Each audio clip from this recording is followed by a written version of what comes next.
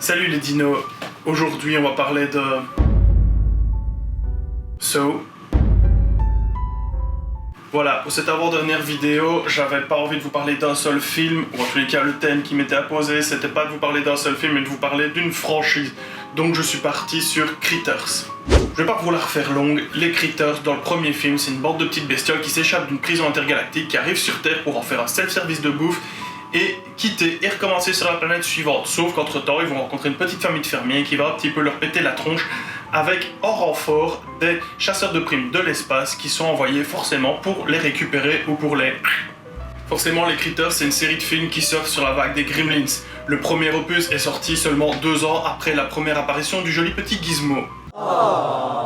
Ce premier film est d'ailleurs beaucoup plus centré sur l'aspect horrifique et science-fiction que ses suites.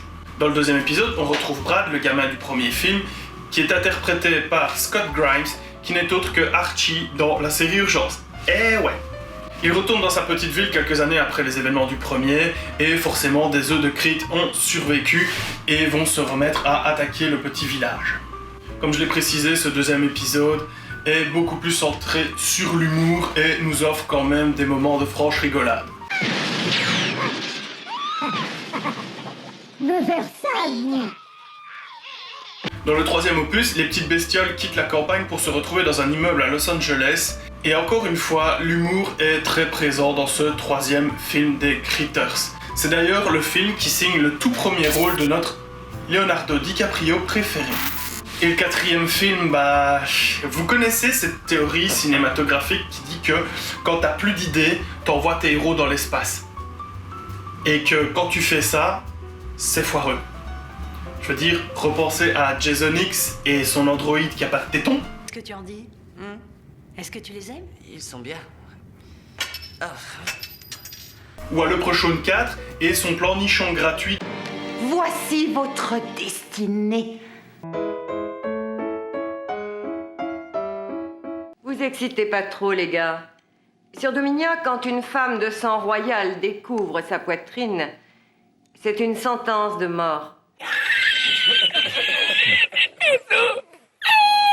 Donc voilà, ce quatrième Critters ne fait pas exception et franchement c'est pas foufou, ça reste, c'est pas non plus horrible, je veux dire comme Jason X, comme Leprechaun 4, c'est pas non plus, voilà, mais c'est pas dingue. D'ailleurs regardez, quand je tape sur Google comme quoi qui se ressemble, ça semble.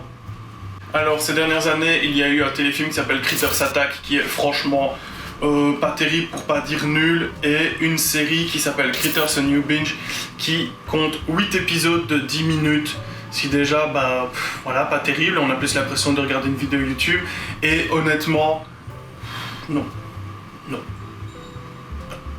Voilà, donc va jeter un œil sur la franchise des Critters avec ses qualités et ses défauts bien entendu, mais c'est une franchise assez sympa à regarder.